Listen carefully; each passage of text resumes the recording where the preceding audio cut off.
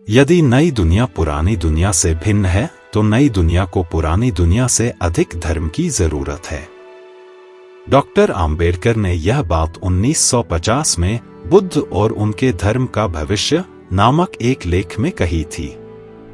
वे कई बरस पहले से ही मन बना चुके थे कि वे उस धर्म में अपना प्राण नहीं त्यागेंगे जिस धर्म में उन्होंने अपनी पहली सांस ली है। 14 अक्टूबर 1956 को उन्होंने बौद्ध धर्म अपना लिया। आज उनके इस निर्णय को याद करने का दिन है। यह उनका कोई आवेगपूर्ण निर्णय नहीं था, बल्कि इसके लिए उन्होंने पर्याप्त तैयारी की थी। उन्होंने भारत की सभ्यतागत समीक्षा की, उसके सामाजिक आर्थिक ढांचे की बनावट को विश्लेषित किया था और सबसे बढ़कर हिंदू धर्म को देखने का विवेक विकसित किया। आजादी की लड़ाई और न्याय का सवाल। जब अंग्रेजों से भारत की आजादी की लड़ाई लड़ी जा रही थी तो यह बात महसूस की गई थी कि भारत को अपनी अंदरूनी दुनिया में समतापूर्ण और न्यायपूर्ण होना है। अगर भारत एक आजाद मुल्क बनेगा तो उसे सबको समान रूप से समानता देनी होगी। केवल सामाजिक समानता और सदिच्छा से काम नहीं चलने वाला है। सबको इस देश के शासन में भागीदार बनाना होगा। डॉक्टर आम्बेडकर इस विचार के अगुवा थे।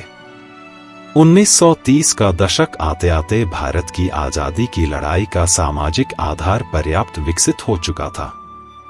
इसमें विभिन्न समूहों की आवाजें शामिल हो रही थी। अब आजादी की लड़ाई केवल औपनिवेशिक सत्ता से लड़ाई मात्र तक सीमित न रहकर इतिहास में छूट गए लोगों के जीवन को इसमें समाहित करने की लड़ाई के रूप में तब्दील हो रही थी। जिनके हाथ में पुस्तकें और उन्हें सृजित करने की क्षमता थी, उन्होंने बहुत से समुदायों के जीवन को मुख्य धारा से स्थगित सा कर दिया था। शोषण के सांस्कृतिक, आर्थिक एवं राजनीतिक दासत्व के प्रकट तंतुओं को रेशा रेशा अलग करके और इनसे मुक्ति पाने की कोशिशें शुरू हुईं।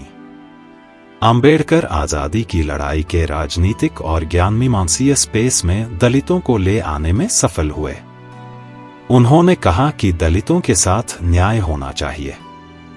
1932 में पूना समझौते से पहले किए गए उनके प्रयासों को हम इस दिशा में देख समझ सकते हैं। यद्यपि इस समय दलितों को पृथक निर्वाचक मंडल नहीं मिल सका, लेकिन अब उन्हें उपेक्षित नहीं किया जा सकता था। जब भारत आजाद हुआ तो देश का संविधान बना। सबको चुनाव लड़ने और अपने मनपसंद व्यक्ति को अपना नेता चुनने की आजादी मिली। आज दलित अपना नेता चुन रहे हैं, वे नेता के रूप में चुने जा रहे हैं। भारत के संविधान में आम्बेडकर की इन अनवरत लड़ाइयों की खुशबू फैली है। धर्म, समाज और राजनीति। गेल ओमवेट ने आम्बेडकर की एक जीवनी लिखी है। उसका नाम है डॉक्टर आम्बेडकर प्रबुद्ध भारत की ओर। यह प्रबुद्धता आम्बेडकर के सामाजिक आर्थिक चिंतन में तो दिखती ही है, वे धर्म के बिना मनुष्य की कल्पना भी नहीं करते हैं। मुंबई के मिल मजदूरों, झुग्गी बस्तियों, गरीब महिलाओं के बीच भाषण देते हुए आम्बेडकर समझ रहे थे कि भारतीय मन धर्म के बिना रह नहीं सकता, लेकिन क्या यह वही धर्म होगा जिसने उस जीवन का अनुमोदन किया था जिसके कारण दलितों को सदियों से संतप्त रहना पड़ा है। वे इस धर्म को त्याग देना चाहते थे। जैसा कि आम्बेडकर के एक अन्य जीवनीकार वसंत मून ने लिखा है कि वे अपने समय में प्रचलित अन्य दूसरे धर्मों की संरचना पर विचार करने के पश्चात ही बौद्ध धर्म को अपनाने की ओर अग्रसर हुए थे। गेल ओमवेट ने लिखा भी है कि अम्बेडकर द्वारा बौद्ध धर्म को एक उचित धर्म मानने के पीछे इस धर्म में छिपी नैतिकता तथा विवेकशीलता है। यह विवेकशीलता उसके लोकतांत्रिक स्वरूप में निहित थी।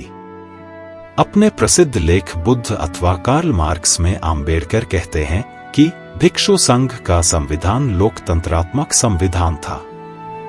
बुद्ध केवल इन भिक्षुकों में से एक भिक्षु थे।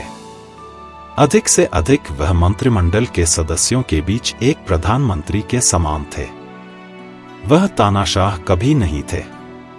उनकी मृत्यु से पहले उनसे 2 बार कहा गया कि वह संघ पर अपना नियंत्रण रखने के लिए किसी व्यक्ति को संघ का प्रमुख नियुक्त कर दें। लेकिन हर बार उन्होंने यह कहकर इनकार कर दिया कि धम्म संघ का सर्वोच्च सेनापति है। उन्होंने तानाशाह बनने और नियुक्त करने से इनकार कर दिया। भारत की संविधान सभा में बहस करते हुए अपने साथी राजनेताओं की बातों में कुछ जोड़ते घटाते आम्बेडकर को सुनिए तो लगेगा कि कोई सहजज्ञानी राजनीतिक भिक्षु बोल रहा है। आप चाहें तो कॉन्स्टिट्यूशनल असेंबली डिबेट्स को पढ़ सकते हैं। यह कोई अनायास नहीं है कि हमारे समय के महत्वपूर्ण इतिहासकार रामचंद्र गुहा अपनी किताब मेकर्स ऑफ मॉडर्न इंडिया में आम्बेडकर को वाइज डेमोक्रेट कहते हैं। आम्बेडकर क्रांति के लिए 3 कारकों को जिम्मेदार मानते थे। इसके लिए व्यक्ति में न्याय विरुद्ध एहसास की उपस्थिति होनी चाहिए, उसे यह पता हो कि उसके साथ अनुचित व्यवहार किया जा रहा है, और हथियार की उपलब्धता। वे बताते हैं कि शिक्षा तक पहुंच को रोक दिया जाता है, जिससे लोग विश्वास करने लगते हैं कि उनकी दुर्दशा पूर्व निर्धारित है। यह उनकी आर्थिक दशा को भी गिरा देती है। लोग शिकायत करना बंद कर देते हैं। अगर उनके पास शिकायत भी है तो उसे कार्य रूप में परिणत करने के किए हथियार नहीं उठा सकते हैं। यहां आम्बेडकर का नजरिया मार्क्सवादी लगता है, लेकिन हमें नहीं भूलना चाहिए कि वे एक प्रशिक्षित अर्थशास्त्री थे, जो राजनीति विज्ञान के सैद्धांतिक और व्यवहारिक धुरंधर भी। वर्ण व्यवस्था द्वारा संचालित समाज की हिंसा को उस आम्बेडकर ने बहुत शिद्दत से सहा था, जिसके पास देश और दुनिया का, अर्थव्यवस्था और राजनीति का गहन ज्ञान था, जिसके पास अपने समय के बेहतरीन विश्वविद्यालयों की सबसे ऊंची उपाधियां थीं। गरीबी, बहिष्करण, लांछन से भरा बचपन मन के एक कोने में दबाए हुए आम्बेडकर ने देखा था कि उनके जैसे करोड़ों लोग भारत में किस प्रकार का जीवन जी रहे हैं। उनके जीवन और आत्मा में प्रकाश शिक्षा ही ला सकती है। यही उन्हें उस दास्ता से मुक्त करेगी जिसे समाज, धर्म और दर्शन ने उनके नसंस में आरोपित कर दिया है। इस दास्ता को दलितों को अपनी नियति मान लेने को कहा गया था। आम्बेडकर इसे तोड़ देना चाहते थे। वे देवताओं के संजाल को तोड़कर एक ऐसे मुक्त मनुष्य की कल्पना कर रहे थे, जो धार्मिक तो हो लेकिन गैरबराबरी को जीवन मूल्य न माने। इसलिए जब अक्टूबर 1956 में उन्होंने हिंदू धर्म से अपना विलगाव किया, तो उन्होंने स्वयं और अपने अनुयायियों को 22 प्रतिज्ञाएं करवाईं। यह प्रतिज्ञाएं हिंदू धर्म की त्रिमूर्ति में अविश्वास, अवतारवाद के खंडन, श्राद्ध तर्पण, पिंडदान के परित्याग, बुद्ध के सिद्धांतों और उपदेशों में विश्वास, ब्राह्मणों द्वारा निष्पादित होने वाले किसी भी समारोह न भाग लेने, मनुष्य की समानता में विश्वास, बुद्ध के अष्टांगिक मार्ग के अनुसरण, प्राणियों के प्रति दयालुता, चोरी न करने, झूठ न बोलने, शराब के सेवन न करने, असमानता पर आधारित हिंदू धर्म का त्याग करने और बौद्ध धर्म को अपनाने से संबंधित थी। बुद्ध और आम्बेडकर की स्त्रियां। राहुल सांकृत्यायन ने हालांकि कभी ऐसा दावा नहीं किया, लेकिन वे बुद्ध के सबसे बेहतरीन जीवनीकार माने जा सकते हैं। उनकी लिखी बुद्धचर्या तथागत बुद्ध जीवनी और उपदेश को दलित साहित्य के प्रकाशक गौतम बुक सेंटर ने छापा है। इस जीवनी से पता चलता है कि महात्मा बुद्ध स्त्रियों के प्रति उदार थे। उनकी करुणा की व्याप्ति उन्हें खीर खिलाने वाली सुजाता से लेकर महाप्रजापति गौतमी तक विस्तृत थी। उनके धर्म का लक्ष्य मानव को मुक्ति या निर्वाण का मार्ग दिलाना था। इसमें स्त्रियां भी थीं। उन्हें बौद्ध धर्म में कुछ राहत तो मिली थी, किंतु ऐसी राहत किंतु परंतु के साथ थी। इसके लिए आप राहुल सांकृत्यायन की किताब में प्रजापति सुत्त पढ़ सकते हैं, जहां संघ में प्रवेश देते समय बुद्ध स्त्रियों पर निश्चित प्रतिबंध लगाते दिख रहे हैं। आम्बेडकर आधुनिकता, लोकतंत्र और न्याय की संतान थे। वे पेशे से वकील भी थे। मनुष्य की गरिमा को बराबरी दिए बिना वे आधुनिकता, लोकतंत्र और न्याय की कल्पना भी नहीं कर सकते थे। उन्होंने भारतीय समाज में घर और बाहर दोनों जगह स्त्रियों की बराबरी के लिए संघर्ष किए।